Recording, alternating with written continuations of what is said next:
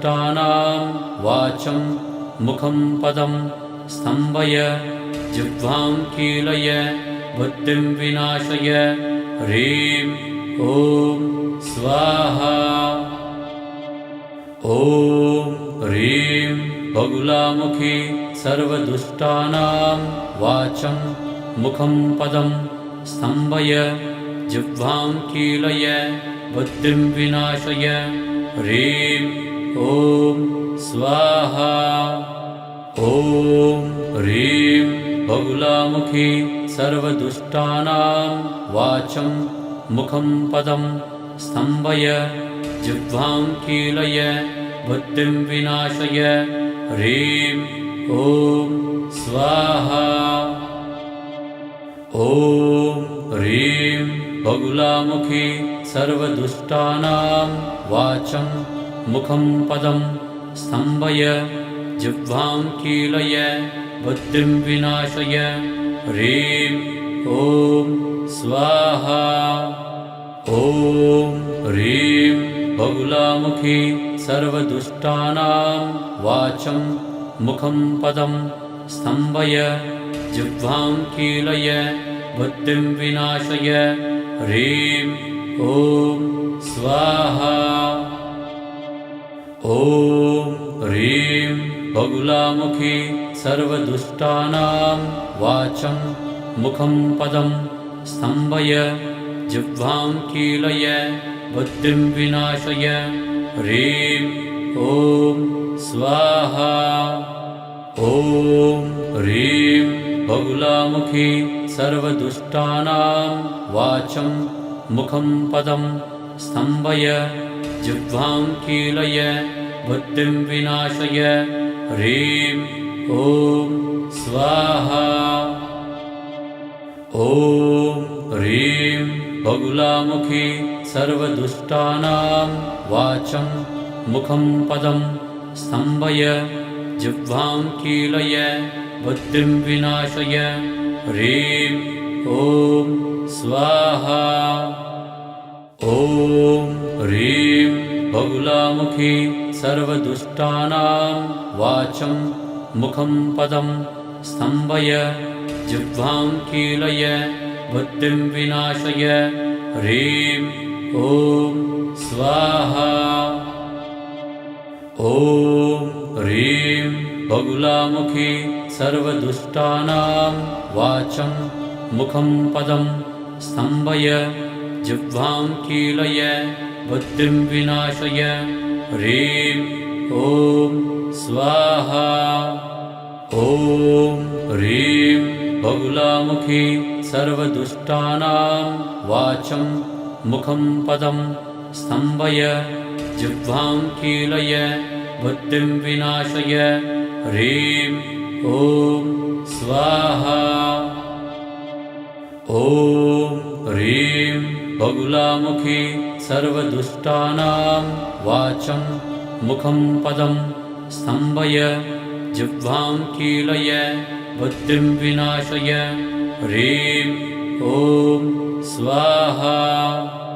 ॐ ह्रीं बगुलामुखी सर्वदुष्टानां वाचं मुखं पदं स्तम्भय जिह्वां कीलय बुद्धिं विनाशय ह्रीं ॐ स्वाहा।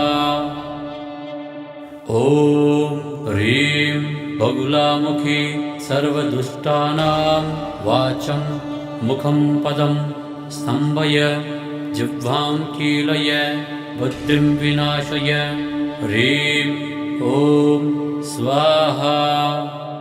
ॐ ह्रीं बगुलामुखी सर्वदुष्टानां वाचं मुखं पदं स्तम्भय जिह्वां कीलय बुद्धिं विनाशय ह्रीं ॐ स्वाहा। ॐ ह्रीं बगुलामुखी सर्वदुष्टानां वाचं मुखं पदं स्तम्भय जिह्वां कीलय बुद्धिं विनाशय ह्रीं ॐ स्वाहा। ॐ ह्रीं बगुलामुखी सर्वदुष्टानां वाचं मुखं पदं स्तम्भय जिह्वां कीलय बुद्धिं विनाशय ह्रीं ॐ स्वाहा। ॐ ह्रीं बगुलामुखी सर्वदुष्टानां वाचं मुखं पदं स्तम्भय जिह्वां कीलय बुद्धिं विनाशय ह्रीं ॐ स्वाहा। ॐ ह्रीं बगुलामुखी सर्वदुष्टानां वाचं मुखं पदं स्तम्भय जिह्वां कीलय बुद्धिं विनाशय ह्रीं ॐ स्वाहा।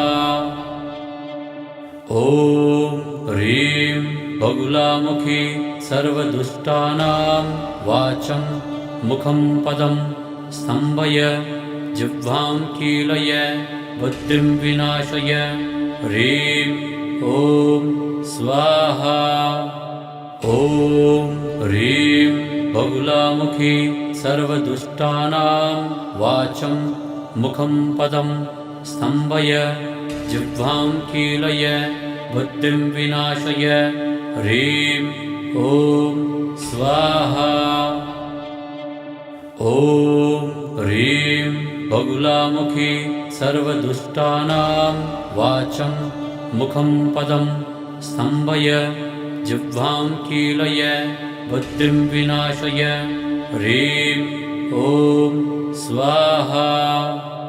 ॐ ह्रीं बगुलामुखी सर्वदुष्टानां वाचं मुखं पदं स्तम्भय जिह्वां कीलय बुद्धिं विनाशय ह्रीं ॐ स्वाहा।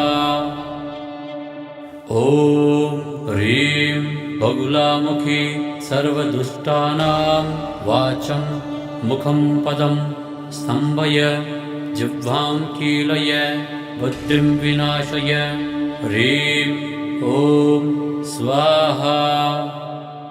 ॐ ह्रीं बगुलामुखी सर्वदुष्टानां वाचं मुखं पदं स्तम्भय जिह्वां कीलय बुद्धिं विनाशय ह्रीं ॐ स्वाहा। ॐ ह्रीं बगुलामुखी सर्वदुष्टानां वाचं मुखं पदं स्तम्भय जिह्वां कीलय बुद्धिं विनाशय ह्रीं ॐ स्वाहा। ॐ ह्रीं बगुलामुखी सर्वदुष्टानां वाचं मुखं पदं स्तम्भय जिह्वां कीलय बुद्धिं विनाशय ह्रीं ॐ स्वाहा। ॐ ह्रीं बगुलामुखी सर्वदुष्टानां वाचं मुखं पदं स्तम्भय जिह्वां कीलय बुद्धिं विनाशय ह्रीं ॐ स्वाहा। ॐ ह्रीं बगुलामुखी सर्वदुष्टानां वाचं मुखं पदं स्तम्भय जिह्वां कीलय बुद्धिं विनाशय ह्रीं ॐ स्वाहा। ॐ ह्रीं बगुलामुखी सर्वदुष्टानां वाचं मुखं पदं स्तम्भय जिह्वां कीलय बुद्धिं विनाशय ह्रीं ॐ स्वाहा। ॐ ह्रीं बगुलामुखी सर्वदुष्टानां वाचं मुखं पदं स्तम्भय जिह्वां कीलय बुद्धिं विनाशय ह्रीं ॐ स्वाहा। ॐ ह्रीं बगुलामुखी सर्वदुष्टानां वाचं मुखं पदं स्तम्भय जिह्वां कीलय बुद्धिं विनाशय ह्रीं ॐ स्वाहा। ॐ ह्रीं बगुलामुखी सर्वदुष्टानां वाचं मुखं पदं स्तम्भय जिह्वां कीलय बुद्धिं विनाशय ह्रीं ॐ स्वाहा। ॐ ह्रीं बगुलामुखी सर्वदुष्टानां वाचं मुखं पदं स्तम्भय जिह्वां कीलय बुद्धिं विनाशय ह्रीं ॐ स्वाहा।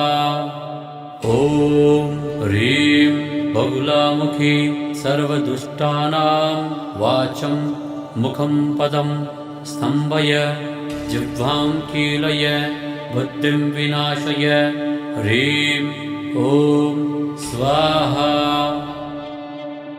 ॐ ह्रीं बगुलामुखी सर्वदुष्टानां वाचं मुखं पदं स्तम्भय जिह्वां कीलय बुद्धिं विनाशय ह्रीं ॐ स्वाहा।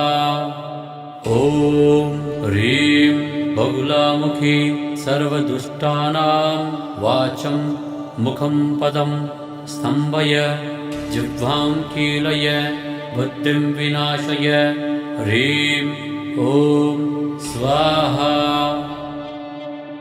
ॐ ह्रीं बगुलामुखी सर्वदुष्टानां वाचं मुखं पदं स्तम्भय जिह्वां कीलय बुद्धिं विनाशय ह्रीं ॐ स्वाहा।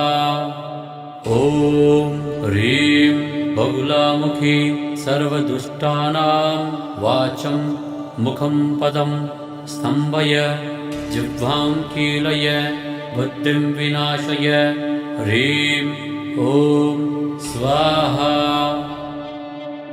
ॐ ह्रीं बगुलामुखी सर्वदुष्टानां वाचं मुखं पदं स्तम्भय जिह्वां कीलय बुद्धिं विनाशय ह्रीं ॐ स्वाहा। ॐ ह्रीं बगुलामुखी सर्वदुष्टानां वाचं मुखं पदं स्तम्भय जिह्वां कीलय बुद्धिं विनाशय ह्रीं ॐ स्वाहा। ॐ ह्रीं बगुलामुखी सर्वदुष्टानां वाचं मुखं पदं स्तम्भय जिह्वां कीलय बुद्धिं विनाशय ह्रीं ॐ स्वाहा। ॐ ह्रीं बगुलामुखी सर्वदुष्टानां वाचं मुखं पदं स्तम्भय जिह्वां कीलय बुद्धिं विनाशय ह्रीं ॐ स्वाहा। ॐ ह्रीं बगुलामुखी सर्वदुष्टानां वाचं मुखं पदं स्तम्भय जिह्वां कीलय बुद्धिं विनाशय ह्रीं ॐ स्वाहा। ॐ ह्रीं बगुलामुखी सर्वदुष्टानां वाचं मुखं पदं स्तम्भय जिह्वां कीलय बुद्धिं विनाशय ह्रीं ॐ स्वाहा। ॐ ह्रीं बगुलामुखी सर्वदुष्टानां वाचं मुखं पदं स्तम्भय जिह्वां कीलय बुद्धिं विनाशय ह्रीं ॐ स्वाहा। ॐ ह्रीं बगुलामुखी सर्वदुष्टानां वाचं मुखं पदं स्तम्भय जिह्वां कीलय बुद्धिं विनाशय ह्रीं ॐ स्वाहा। ॐ ह्रीं बगुलामुखी सर्वदुष्टानां वाचं मुखं पदं स्तम्भय जिह्वां कीलय बुद्धिं विनाशय ह्रीं ॐ स्वाहा।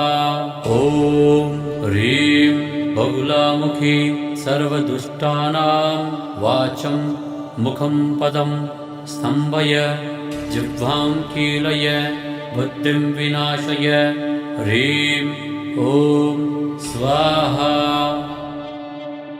ॐ ह्रीं बगुलामुखी सर्वदुष्टानां वाचं मुखं पदं स्तम्भय जिह्वां कीलय बुद्धिं विनाशय ह्रीं ॐ स्वाहा ॐ ह्रीं बगुलामुखी सर्वदुष्टानां वाचं मुखं पदं स्तम्भय जिह्वां कीलय बुद्धिं विनाशय ह्रीं ॐ स्वाहा ॐ ह्रीं बगुलामुखी सर्वदुष्टानां वाचं मुखं पदं स्तम्भय जिह्वां कीलय बुद्धिं विनाशय ह्रीं ॐ स्वाहा ॐ ह्रीं बगुलामुखी सर्वदुष्टानां वाचं मुखं पदं स्तम्भय जिह्वां कीलय बुद्धिं विनाशय ह्रीं ॐ स्वाहा ॐ ह्रीं बगुलामुखी सर्वदुष्टानां वाचं मुखं पदं स्तम्भय जिह्वां कीलय बुद्धिं विनाशय ह्रीं ॐ स्वाहा ॐ ह्रीं बगुलामुखी सर्वदुष्टानां वाचं मुखं पदं स्तम्भय जिह्वां कीलय बुद्धिं विनाशय ह्रीं ॐ स्वाहा ॐ ह्रीं बगुलामुखी सर्वदुष्टानां वाचं मुखं पदं स्तम्भय जिह्वां कीलय बुद्धिं विनाशय ह्रीं ॐ स्वाहा ॐ ह्रीं बगुलामुखी सर्वदुष्टानां वाचं मुखं पदं स्तम्भय जिह्वां कीलय बुद्धिं विनाशय ह्रीं ॐ स्वाहा ॐ ह्रीं बगुलामुखी सर्वदुष्टानां वाचं मुखं पदं स्तम्भय जिह्वां कीलय बुद्धिं विनाशय ह्रीं ॐ स्वाहा ॐ ह्रीं बगुलामुखी सर्वदुष्टानां वाचं मुखं पदं स्तम्भय जिह्वां कीलय बुद्धिं विनाशय ह्रीं ॐ स्वाहा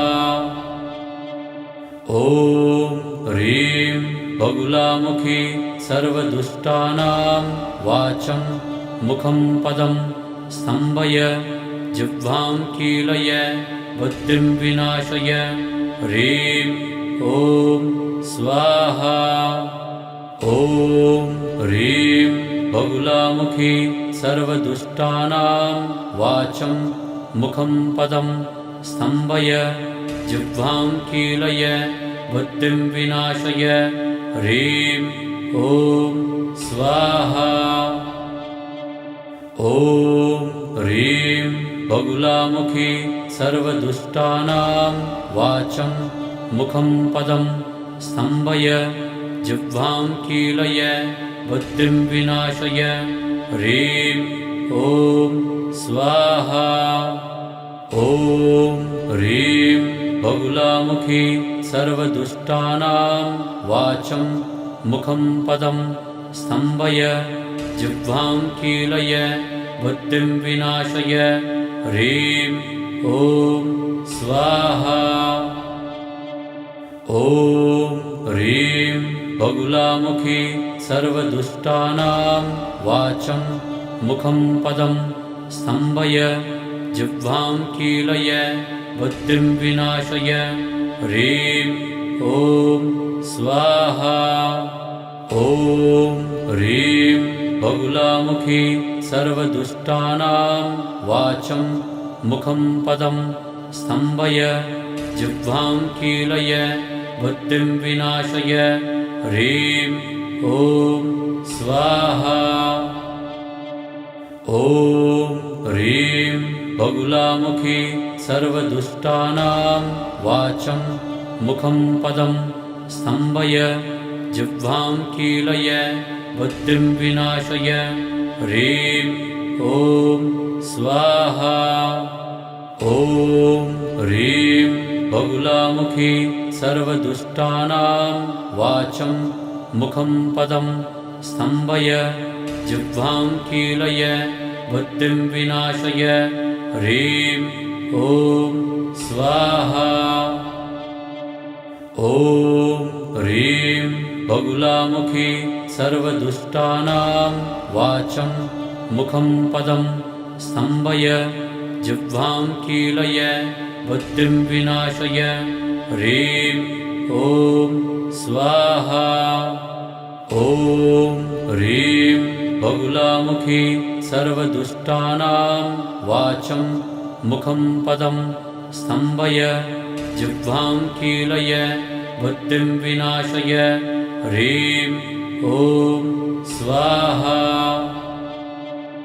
ॐ ह्रीं बहुलामुखी सर्वदुष्टानां वाचं मुखं पदं स्तम्भय जिह्वां कीलय बुद्धिं विनाशय ह्रीं ॐ स्वाहा ॐ ह्रीं बहुलामुखी सर्वदुष्टानां वाचं मुखं पदं स्तम्भय जिह्वां कीलय बुद्धिं विनाशय ह्रीं ॐ स्वाहा ॐ ह्रीं बहुलामुखी सर्वदुष्टानां वाचं मुखं पदं स्तम्भय जिह्वां कीलय बुद्धिं विनाशय ह्रीं ॐ स्वाहा ॐ ह्रीं बहुलामुखी सर्वदुष्टानां वाचं मुखं पदं स्तम्भय जिह्वां कीलय बुद्धिं विनाशय ह्रीं ॐ स्वाहा ॐ ह्रीं बहुलामुखी सर्वदुष्टानां वाचं मुखं पदं स्तम्भय जिह्वां कीलय बुद्धिं विनाशय ह्रीं ॐ स्वाहा ॐ ह्रीं बहुलामुखी सर्वदुष्टानां वाचं मुखं पदं स्तम्भय जिह्वां कीलय बुद्धिं विनाशय ह्रीं ॐ स्वाहा ॐ ह्रीं बहुलामुखी सर्वदुष्टानां वाचं मुखं पदं स्तम्भय जिह्वां कीलय बुद्धिं विनाशय ह्रीं ॐ स्वाहा ॐ ह्रीं बहुलामुखी सर्वदुष्टानां वाचं मुखं पदं स्तम्भय जिह्वां कीलय बुद्धिं विनाशय ह्रीं ॐ स्वाहा ॐ ह्रीं बहुलामुखी सर्वदुष्टानां वाचं मुखं पदं स्तम्भय जिह्वां कीलय बुद्धिं विनाशय ह्रीं ॐ स्वाहा ॐ ह्रीं बहुलामुखी सर्वदुष्टानां वाचं मुखं पदं स्तम्भय जिह्वां कीलय बुद्धिं विनाशय ह्रीं ॐ स्वाहा ॐ ह्रीं बहुलामुखी सर्वदुष्टानां वाचं मुखं पदं स्तम्भय जिह्वां कीलय बुद्धिं विनाशय ह्रीं ॐ स्वाहा ॐ ह्रीं बहुलामुखी सर्वदुष्टानां वाचं मुखं पदं स्तम्भय जिह्वां कीलय बुद्धिं विनाशय ह्रीं ॐ स्वाहा ॐ ह्रीं बहुलामुखी सर्वदुष्टानां वाचं मुखं पदं स्तम्भय जिह्वां कीलय बुद्धिं विनाशय ह्रीं ॐ स्वाहा ॐ ह्रीं बहुलामुखी सर्वदुष्टानां वाचं मुखं पदं स्तम्भय जिह्वां कीलय बुद्धिं विनाशय ह्रीं ॐ स्वाहा ॐ ह्रीं बहुलामुखी सर्वदुष्टानां वाचं मुखं पदं स्तम्भय जिह्वां कीलय बुद्धिं विनाशय ह्रीं ॐ स्वाहा ॐ ह्रीं बहुलामुखी सर्वदुष्टानां वाचं मुखं पदं स्तम्भय जिह्वां कीलय बुद्धिं विनाशय ह्रीं ॐ स्वाहा ॐ ह्रीं बहुलामुखी सर्वदुष्टानां वाचं मुखं पदं स्तम्भय जिह्वां कीलय बुद्धिं विनाशय ह्रीं ॐ स्वाहा ॐ ह्रीं बहुलामुखी सर्वदुष्टानां वाचं मुखं पदं स्तम्भय जिह्वां कीलय बुद्धिं विनाशय ह्रीं ॐ स्वाहा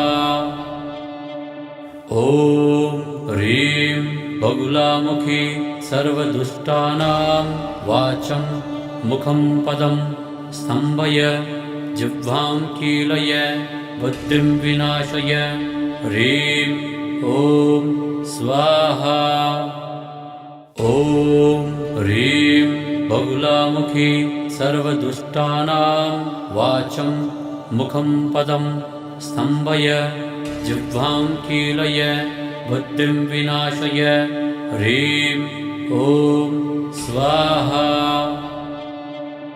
ॐ ह्रीं बहुलामुखी सर्वदुष्टानां वाचं मुखं पदं स्तम्भय जिह्वां कीलय बुद्धिं विनाशय ह्रीं ॐ स्वाहा ॐ ह्रीं बहुलामुखी सर्वदुष्टानां वाचं मुखं पदं स्तम्भय जिह्वां कीलय बुद्धिं विनाशय ह्रीं ॐ स्वाहा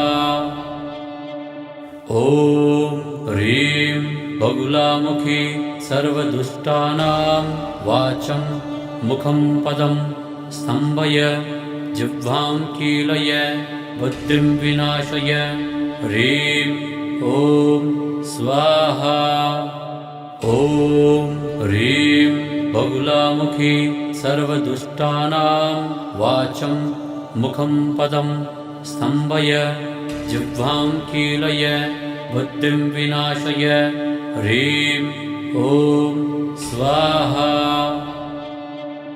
ॐ ह्रीं बहुलामुखी सर्वदुष्टानां वाचं मुखं पदं स्तम्भय जिह्वां कीलय बुद्धिं विनाशय ह्रीं ॐ स्वाहा ॐ ह्रीं बहुलामुखी सर्वदुष्टानां वाचं मुखं पदं स्तम्भय जिह्वां कीलय बुद्धिं विनाशय ह्रीं ॐ स्वाहा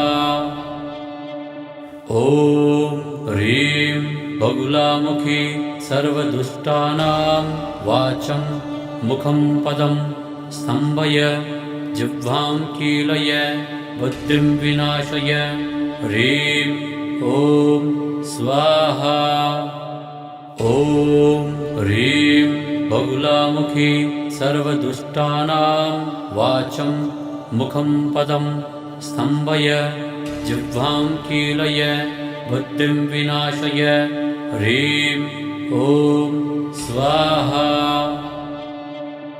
ॐ ह्रीं बगुलामुखी सर्वदुष्टानां वाचं मुखं पदं स्तम्भय जिह्वां कीलय बुद्धिं विनाशय ह्रीं ॐ स्वाहा।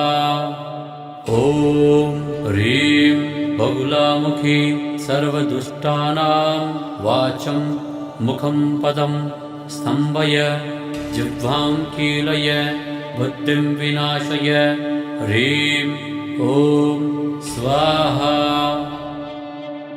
ॐ ह्रीं बगुलामुखी सर्वदुष्टानां वाचं मुखं पदं स्तम्भय जिह्वां कीलय बुद्धिं विनाशय ह्रीं ॐ स्वाहा। ॐ ह्रीं बगुलामुखी सर्वदुष्टानां वाचं मुखं पदं स्तम्भय जिह्वां कीलय बुद्धिं विनाशय ह्रीं ॐ स्वाहा। ॐ ह्रीं बगुलामुखी सर्वदुष्टानां वाचं मुखं पदं स्तम्भय जिह्वां कीलय बुद्धिं विनाशय ह्रीं ॐ स्वाहा। ॐ ह्रीं बगुलामुखी सर्वदुष्टानां वाचं मुखं पदं स्तम्भय जिह्वां कीलय बुद्धिं विनाशय ह्रीं ॐ स्वाहा। ॐ ह्रीं बगुलामुखी सर्वदुष्टानां वाचं मुखं पदं स्तम्भय जिह्वां कीलय बुद्धिं विनाशय ह्रीं ॐ स्वाहा। ॐ ह्रीं बगुलामुखी सर्वदुष्टानां वाचं मुखं पदं स्तम्भय जिह्वां कीलय बुद्धिं विनाशय ह्रीं ॐ स्वाहा। ॐ ह्रीं बगुलामुखी सर्वदुष्टानां वाचं मुखं पदं स्तम्भय जिह्वां कीलय बुद्धिं विनाशय ह्रीं ॐ स्वाहा। ॐ ह्रीं बगुलामुखी सर्वदुष्टानां वाचं मुखं पदं स्तम्भय जिह्वां कीलय बुद्धिं विनाशय ह्रीं ॐ स्वाहा। ॐ ह्रीं बगुलामुखी सर्वदुष्टानां वाचं मुखं पदं स्तम्भय जिह्वां कीलय बुद्धिं विनाशय ह्रीं ॐ स्वाहा।